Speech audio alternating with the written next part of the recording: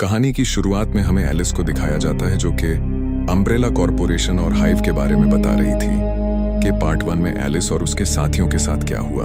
Mat और Alice को छोड़ सब लोग मारे गए। लैब से जैसे तैसे सरवाइव करके मैट और एलिस बाहर निकले, लेकिन बाहर निकलते ही मैट म्यूटेंट में ट्रांसफॉर्म होने लगा, जिस कारण उसे अम्ब्रेला कॉरपोरेशन के लोग अपने साथ ले गए। एलिस को लगा दोनों सरवाइव कर जाएंगे, लेकिन ऐसा नहीं हुआ। अब दिन की शुरुआत रैकून सिटी से होती है, जहां टेरी नाम की न्यूज रिपोर्टर वेदर की रिपोर्ट दे रही थी, जबकि असली न्यूज जमीन के नीचे थी। अम्ब्रेला कॉरपोरेशन के साइंटिस्ट फिर से हाइव को रीओपन करते हैं, क्योंकि सबको जानने की चाह थी कि अंदर ऐसा क्या हुआ।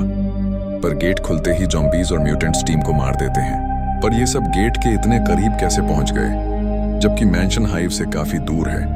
तो हो सकता है वायरस को वायरल करने में अम्ब्रेला कॉरपोरेशन की चाल हो। ज़ॉम्बीज के अटैक करते ही अम्ब्रेला कॉरपोरेशन में हलचल मच जाती है। वो अपने साइंटिस्ट्स को इकट्ठा करना शुरू कर देते हैं, क्योंकि हालात किसी भी समय बिगड़ सकते हैं। अम्ब्रेला कॉरपोरेशन की टीम डॉक्टर चार्ल्स को लेने पहुंचती है, पर चार्ल्स की बेटी स्कूल में थी और डॉक्टर अपनी बेटी को छोड़ के नहीं जाना चाहता। पर अम्ब्रेला की दूसरी टीम चार्ल्स की बेटी को लेने चली जाती है। डॉक्टर चार्ल्स टीम को कहता है कि ऐसा क्या हो गया, पर टीम उन्हें ये बोल के जाने को कहती है कि थोड़ी सी इमरजेंसी है। चार्ल्स की बेटी को स्कूल से उठा लिया जाता है, पर कार का एक्सीडेंट होने के कारण सब लोग मर जाते हैं, बस एंजेला को छोड़कर। फिर देखते ही देखते पूरा शहर वायरस की चपेट में आ गया। लोग एक दूसरे को काट के इन्फेक्ट कर रहे थे, पर किसी को नहीं पता कि यह सब क्या है। अब इसके बाद हमें ऑफिसर वैलेंटाइन को दिखाया जाता है, जो कि किसी कारण से सस्पेंड थी। शहर की हालत देख वैलेंटाइन गन लेके पुलिस स्टेशन पहुंचती है, जहां वो इन्फेक्टेड लोगों को मार देती है। पर वैलेंटाइन को कैसे पता कि ज़ॉम्बीज को कैसे मारना है? तो हो सकता है वैलेंटाइन अम्ब्रेला कॉरपोरेशन के बारे में जानती हो और इसी कारण उसे सस्पेंड कर दिया हो। वैलेंटाइन ऑफिसर्स को इन्फॉर्म करती है कि ये लोग जिंदा नहीं है, इन्हें मारना काफी मुश्किल है, लेकिन सिर पर गोली मारकर हम इन्हें मार सकते हैं। पुलिस स्टेशन में एलजे नाम का छोटा सा अपराधी था, जिसे वैलेंटाइन भाग जाने को कहती है कि जितनी जल्दी हो सके शहर को छोड़ दो। अब इसके बाद हमें एलिस को दिखाया जाता है, जिसे कई दिनों बाद अम्ब्रेला कॉरपोरेशन के हॉस्पिटल में होश आता है। हॉस्पिटल से बाहर निकलते ही एलिस के होश उड़ जाते हैं, क्योंकि पूरा शहर शमशान बन चुका था। अम्ब्रेला कॉरपोरेशन पूरे शहर को चारों तरफ से सील कर चुका था।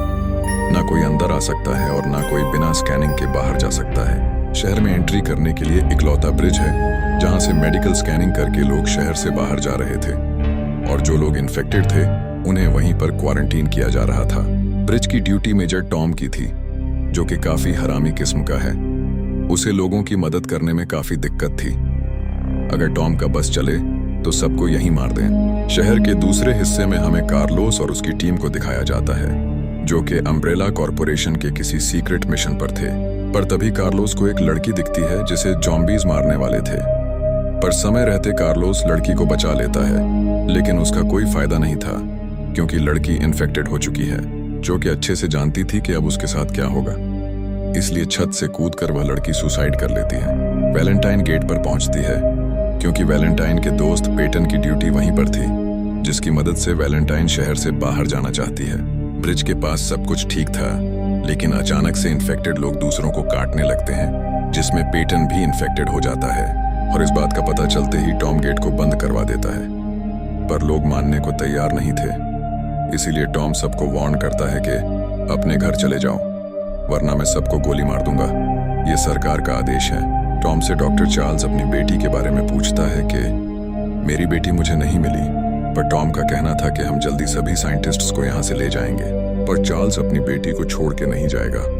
टॉम की बात से डॉक्टर समझ जाता है कि अपनी बेटी को मुझे खुद ही बचाना होगा। शहर के सीसीटीवी कैमरा को हैक करके डॉक्टर मदद की तलाश में निकल पड़ता है, ताकि किसी पर्सन से बात करके वह अपनी बेटी को शहर से बाहर निकाल सके और एंजेला को ढूंढने वाले पर्सन को मदद के बदले शहर से बाहर निकाला जाएगा। अब इसके बाद हम एलिस को देखते हैं, जो कि गन्स के साथ रेडी थी, लेकिन इसी के साथ हमें एलिस की बॉडी में कई सारे चेंजेस देखने को मिलते हैं, जिसके बारे में हमें आगे पता चलेगा। पेटन, वैलेंटाइन और टेरी शहर में आसरा ढूंढ रहे थे, क्योंकि हर जगह खतरा था। ऐसे ही तीनों चर्च पहुंचते हैं, पर चर्च में पहले से जॉन नाम का आदमी था, जो कि तीनों की मदद करने से इनकार कर देता है। पर जैसे तैसे डील करके ये लोग चर्च में रुक जाते हैं। पर चर्च में एक और आदमी था, और वो थे चर्च के पादरी, जो कि अपनी बीमार बहन को फीड कर रहे थे।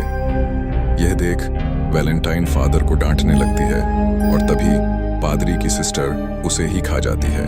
डर के मारे टेरी भागने की कोशिश करती है, पर गेट के बाहर ढेर सारे जॉम्बीज थे और तभी चर्च में एक और मेहमान आ गया और ये था लीकर मॉन्स्टर, जिससे बचना नामुमकिन है। लीकर मॉन्स्टर सबसे पहले जॉन को अटैक करता है, जिसके बाद मॉन्स्टर का सामना वैलेंटाइन से होता है, पर ये लोग मॉन्स्टर का सामना नहीं कर पाते और तभी बॉलीवुड स्टाइल में एंट्री करके एलिस मॉन्स्टर को मार देती है। इससे आगे की मूवी देखने के लिए चैनल को सब्सक्राइब करें ताकि आने वाली हर वीडियो की नोटिफिकेशन सबसे पहले आप